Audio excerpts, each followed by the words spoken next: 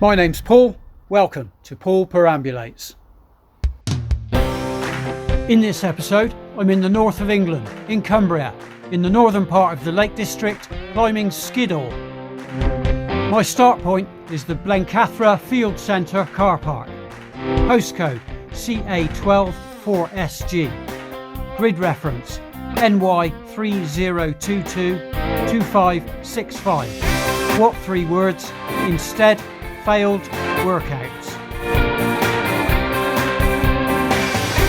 I follow Blencathra back northwards up the valley between Skiddaw and Blencathra, passing the hostel in Skiddaw Forest and going as far as Whitewater Dash on the northern edge of the Lake District.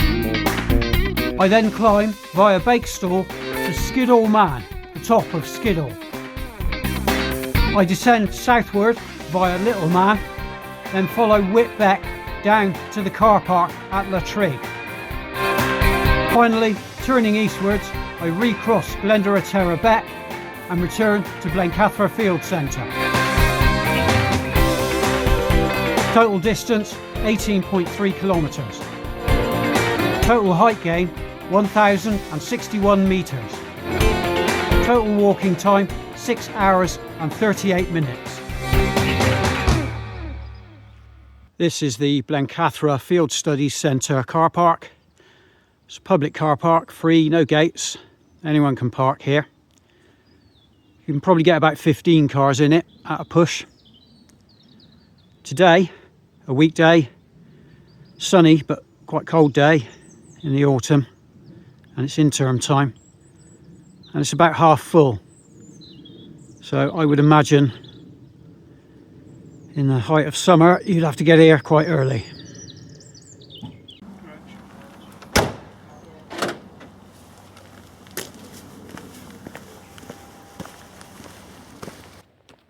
An old hill walking mentor once said to me a phrase I've always remembered: be bold, start cold. It's a very chilly day here in the lakes today. It's autumn, not a cloud in the sky overnight, so it's cold. But on anything that's a proper hill walk, you're going to be climbing, you're going to get hot. So I've started t-shirt and we'll see how we go. Might end up in my fleece later, might not.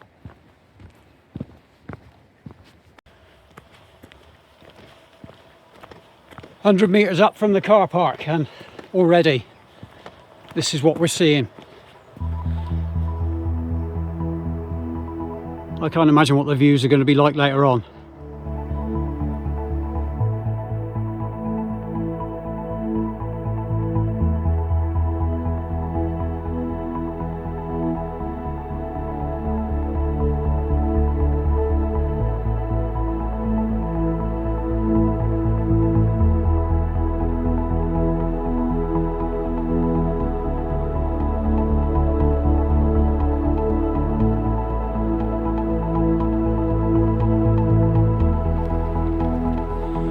First part of the route takes us along the valley in between Skiddaw and Blencathra, along which flows Blencathra Beck.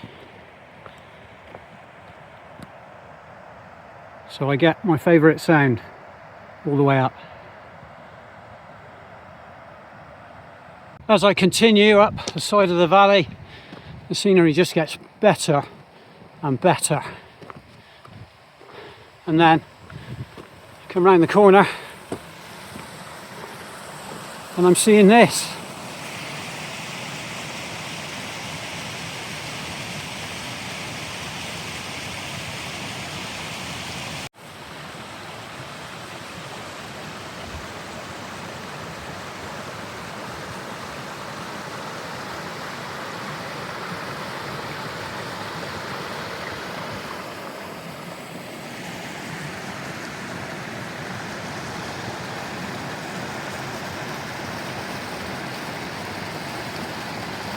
Looking down from the other side of the valley, Lonscale Fell. Absolutely beautiful and no problem to get across. As I go on up the valley, I'm leaving the views of the main bulk of the Lake District behind me, but I'm hoping at the other end I'll be able to see northward in the other direction and view a completely different set of fells.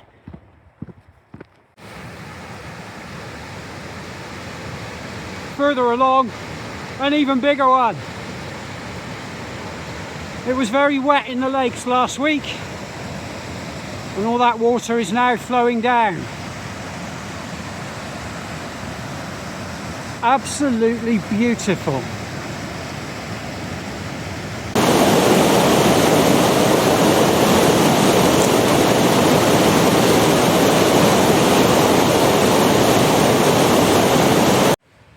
A couple of things that really help here. First of all, the navigation's pretty simple. There aren't many features, and these dry stone walls stick out. Pretty much tell you exactly where you are. But also, the becks are in spate a little bit at the moment, but you've got a footbridge down there. And another one here. And it looks like I won't even need that footbridge, and what that tells me is that I should be okay today, because if I don't need that footbridge, I'll be able to cross anything I come across. And having said that I don't need it, I'm going to use it anyway. Why risk wet feet? And what a lovely view it gives me.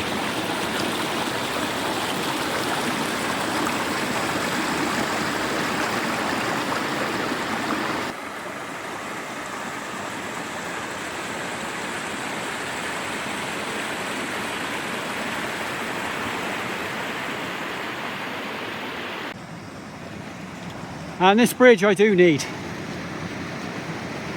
think it would be pretty risky trying to cross that, especially if you don't need to. As I get further up, more evidence of the amount of rain that's fallen here over the last couple of weeks. The paths are absolutely running here. Fingers crossed I'll be able to get all the way around where I want to go.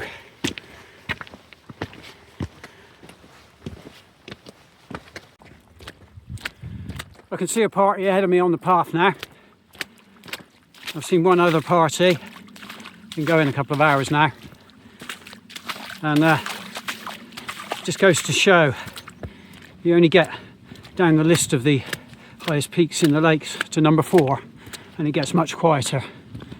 If you're going up Scafell Pike today, even though it's a weekday in term time, with weather like this you're bumping elbows with everybody all along the way. There will be literally thousands of people there. But one like this, much quieter.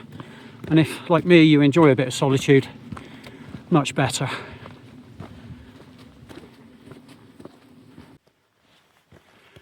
Heading up towards the hostel. More on that in a moment.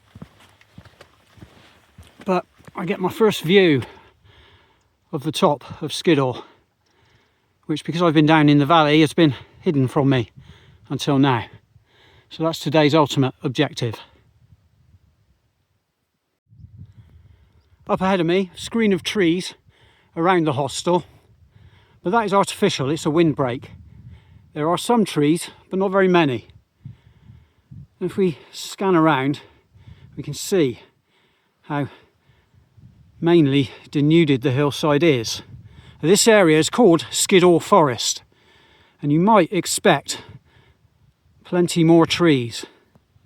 But the original meaning of the word forest is an area set aside for hunting, and it just over time got transferred onto areas of woodland, I guess because most of the hunting areas were woodland, because that's where red deer like to hang out. Most of those forests were given royal charters by the Normans, the first British aristocrats that were so wealthy and powerful they didn't need to hunt for food, they hunted for fun.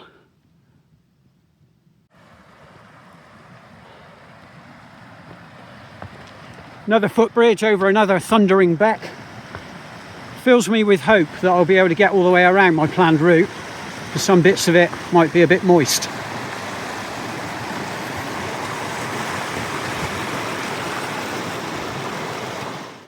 Arriving now at some abandoned, decayed outbuildings of the hostel. made of slate, Skiddaw slate, local stuff, which apparently also can be used to make tuned percussion instruments. So a bit like a glockenspiel, but made of stone.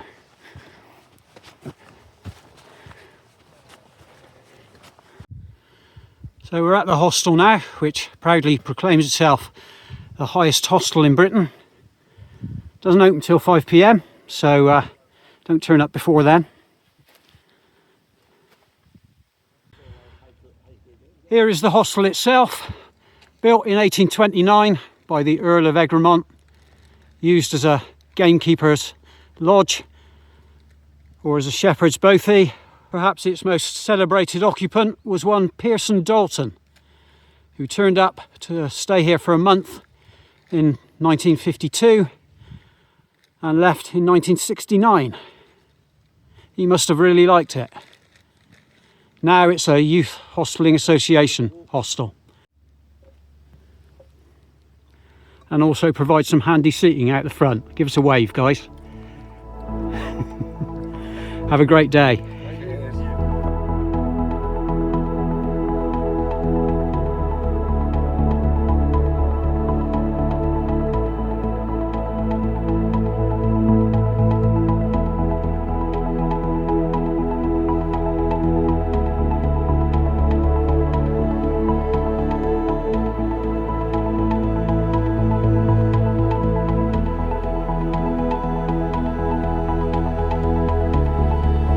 I'm on my way now down to the unpromisingly named Candles Eaves Bog, and my research suggested that in this area it might be a little bit soft underfoot. However, I'm on a national bridle path, the Cumbria Way, and there's evidence of some drainage work either side of it, so I'm hopeful that that will get me through the worst bits. There has been an awful lot of rain here recently, so we might run into a bit of a problem, but if all else fails, there are other ways up. I've come to the point now where the path is crossed by the River Coldew. Turns ultimately into quite a big river, flows out onto the coastal plain north of the Lake District, and then goes to Carlisle and comes out in the Solway Firth. Could be forded, a bit risky, but fortunately another footbridge, making my life so much easier. Cumbrian Way's been okay so far, although we haven't got to the supposed worst bit yet. We're just now crossing the interestingly named Dead Beck. Certainly not dead at the moment, showing plenty of life.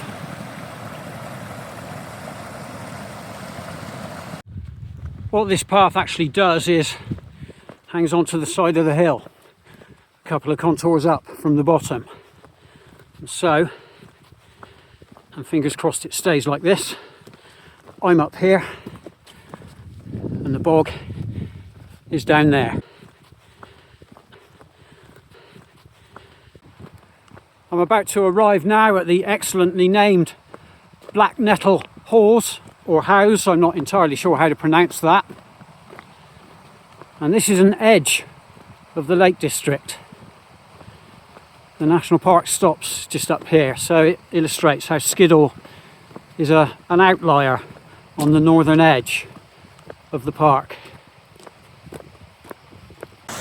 All the water in that boggy area eventually comes out and turns into something much more beautiful. This is Whitewater Dash. Looks and sounds fantastic.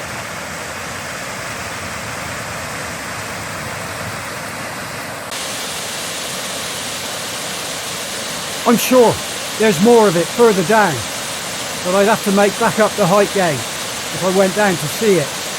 But this is impressive enough. And listen to that sound, the symphony of the great outdoors.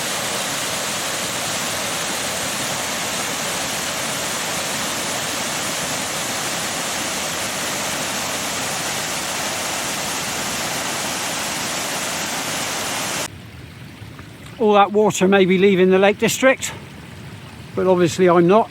I still have a mountain to climb, and this is the way up it.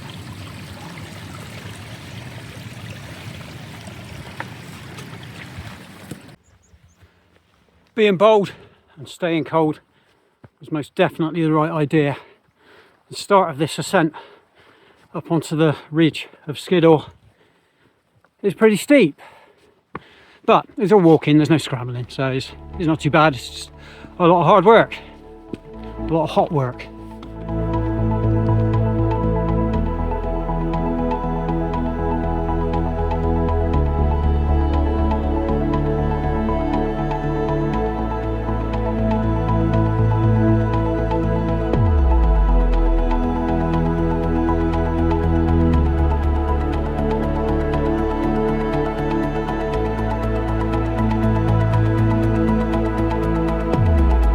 Ascending very quickly now, and the views are starting to arrive. Blencathra in the background there, and then in the middle distance we can just about see the hostel, and coming round the path down the valley that I've just come along.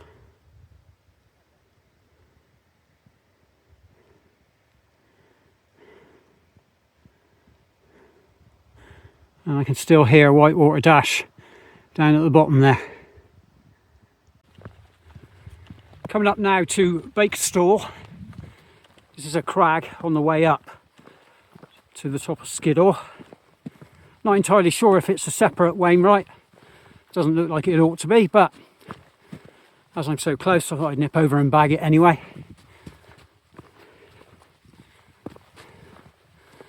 So here we are, Bakestall.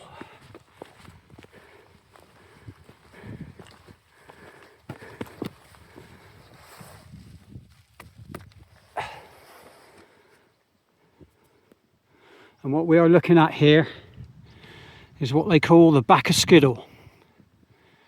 Sometimes without the W on the end, back of Skiddaw. Little Calvo and Great Calvo, the two crags in the foreground. Blencathra over that way. Plenty to see from here. Going the other way, the coastal plain up towards Scotland. The Solway Firth, and beyond it, the hills of Galloway.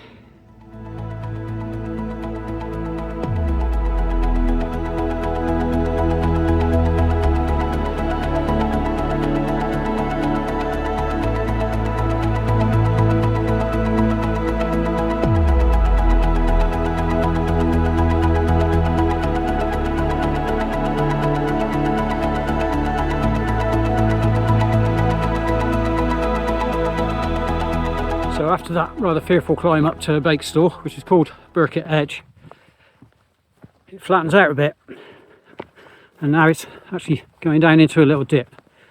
So that is a merciful relief. More climbing to come, but it's not all huge, great, steep steps.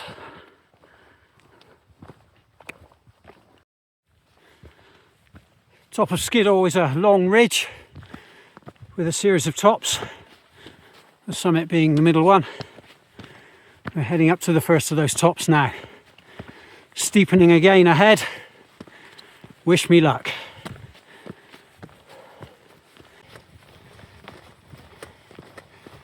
Passing the cairn on top of the southern top along the ridge, and then heading further along to the very top up there, which is called Skiddaw Man. It looms as you get closer, and it obviously is quite steep on the way up there, but once we're up the top there, we're done. For climbing anyway, mainly.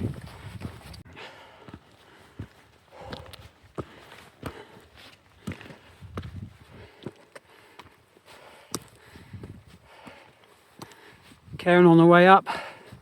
Thought it was the top, but it isn't. But I can now see the top.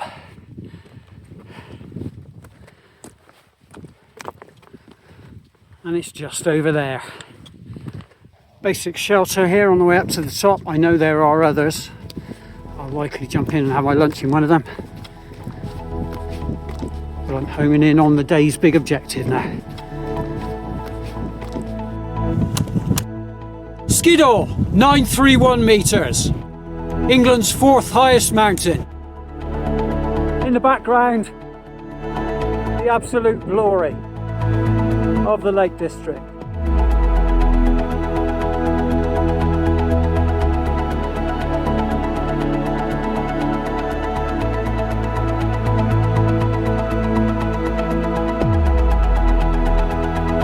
Looking northwest towards Scotland and panning round westward to the Irish Sea. In southern Scotland, across the Solway Firth, the hills of Galloway. 60 miles away, across the Irish Sea, the Isle of Man. Starting from the south, panning around eastwards, in the distance we see the Yorkshire Dales, the Pennines, and further away, the Cheviots. Much closer, Skiddaw's neighbour, Blencathra. Nearer to the south, England's third highest, Helvellyn. Looking out over the western fells and panning around southward to the main body of the Lake District. Grasmore, Buttermere and Ennerdale. In this shot, 5 of England's 10 highest peaks. On the left, Bow Fell and Great End. On the right, Great Gable. And in the centre, England's 2 highest, Scafell Pike and Scafell. Looking back down into the valley I walked along earlier, I can see the hostel. Looking around the summit plateau, apart from the trig point, there's an all points compass guide here in commemoration of Queen Elizabeth II's Silver Jubilee, telling you what you're looking at. And on the southern end of it there's a little shelter here.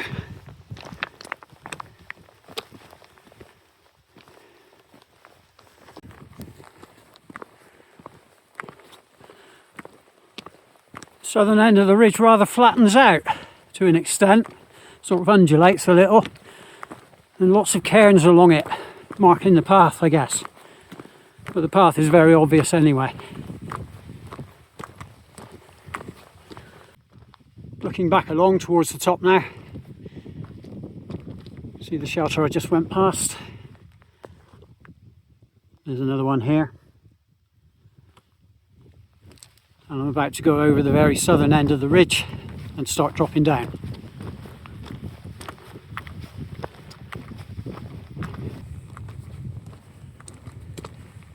Getting right to the southern end of the ridge now, and the view south into the lakes really opens out. It is absolutely fantastic.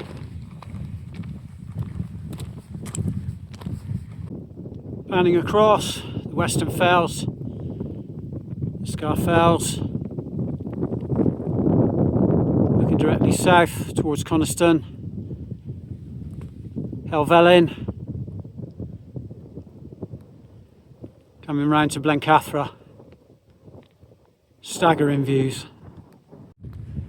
I'm heading down to that hill there, and it is a separate Wainwright.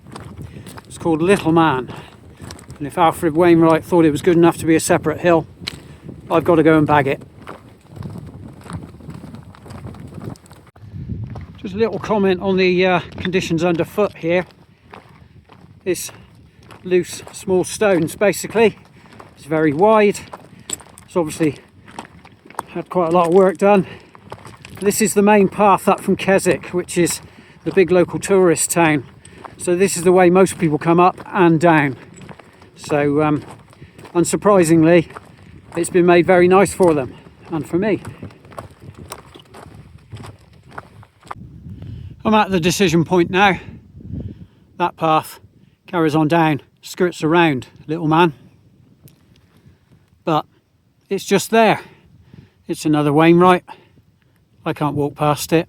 I've got to go and bag it. On my way up Little Man now, and yeah, it's steep, and the "why are you such an idiot" part of my brain is shouting at me. I'm going to do it anyway.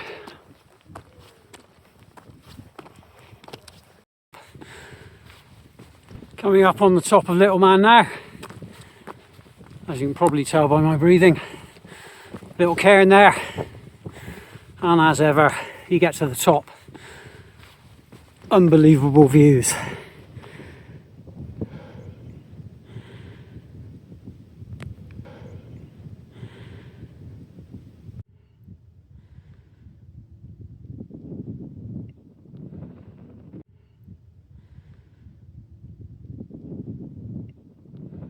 Looking back up at Skiddaw, still people up on the top, quite quiet now though. Looking down, that's where I'm going. Another small top down there.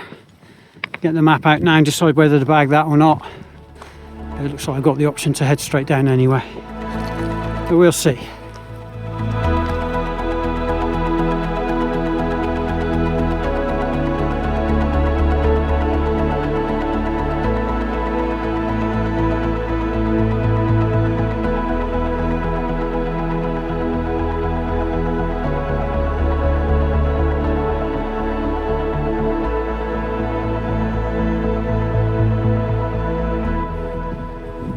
I'm at that little top now, which has what looks like a pile of junk on it. No idea what that is, looks like the remains of a fence or something. But once again, as you come over it, the views open up again. It's like a series of little treats. Come up over little tops, get to the top, you can see over them. Suddenly it's all there again. Having bagged Little Man and the extra top beyond it, I suspected there might be some steepness to join back down with the main path, and I was right. So the poles are out.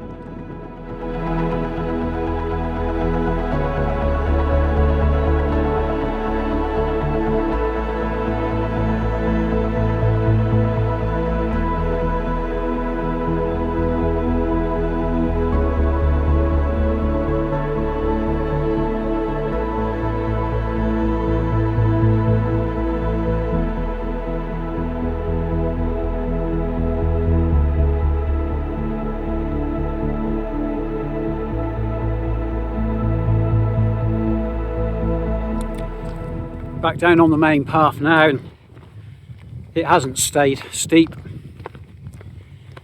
and this now is one of the easiest mountain paths I have ever walked in my entire life. In fact, I wouldn't say I'm walking, I'd say I'm sauntering along and enjoying this.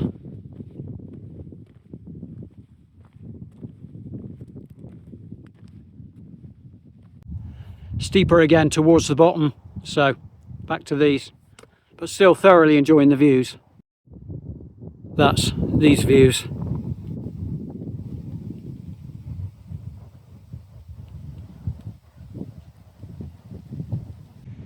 Little illustration of how steep the relief is around here. We've got Whit Beck flowing down the bottom of this gully here, right next to the path, and I'm looking down on the tops of tall evergreens growing down in the gully.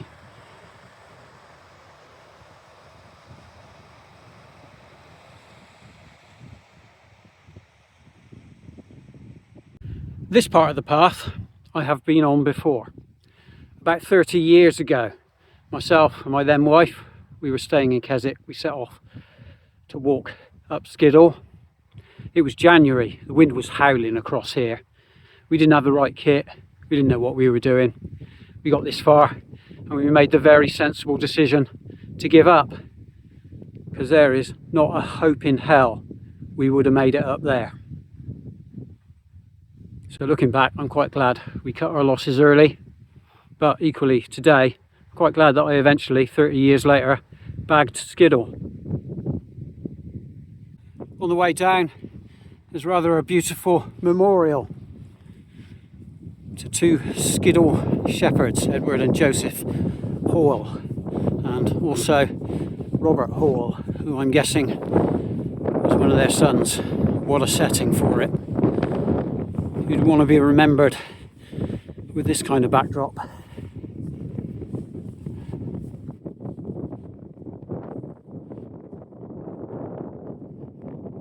This is the Latrigg car park. There's a hill just north of Keswick called Latrigg, and if you want to start and or end your walk from the Keswick direction and take a couple of 100 metres of height gain out of it, this would be the place to come and park.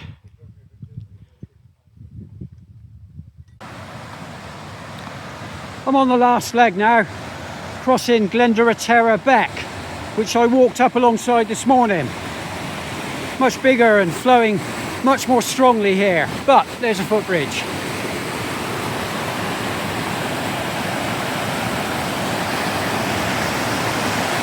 Beautiful as it is, unfortunately, it gives me 150 metres of height gain to get back up to the car park this side. But it was the only way back to the car park I could find. I've ended the day as I started, back down to my t-shirt. I've done that extra bit of height gain at the end. Pain in the bottom, but not impossible by any means. And I've made it back to the car park.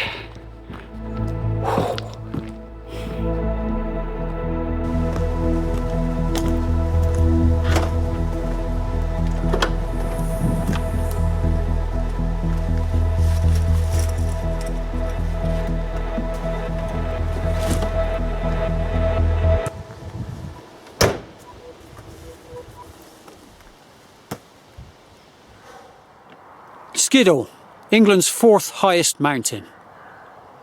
If someone comes and visits the area and has never climbed a mountain before and asks a local guide which one they should go for, they will normally get the answer Skiddaw. The reason for that is that it's not in any way technical. It's a very safe mountain to climb. You saw the quality of the paths. I didn't have to put my hands on rock once today. Now, some people might tell you that's a little bit boring, but I can assure you that when you get to the top, it isn't at all boring. And the reason for that is the views. Skiddaw is an outlier. It's at the very northern end of the Lake District, and as a result, it's not completely surrounded by other big mountains that obscure the view further away.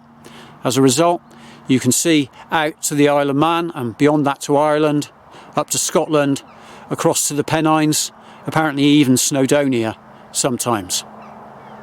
Difficulty wise, I was almost tempted to give that a 6.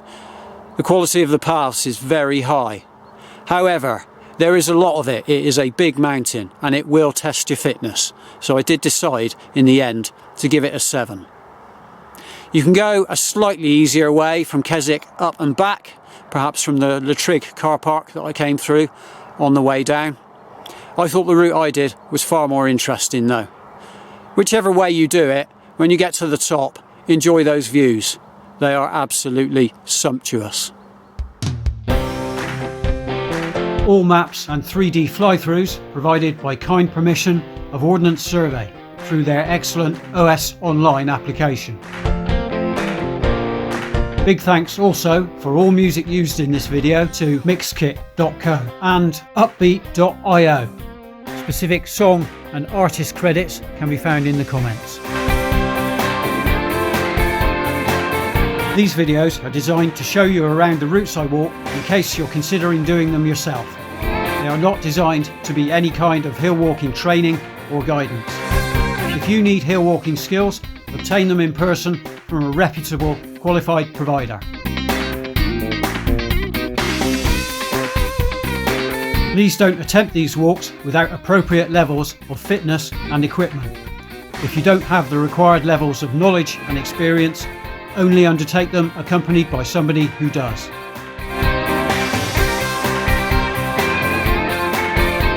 You can find out more about me and my background and experience at my website, paulperambulates.co.uk.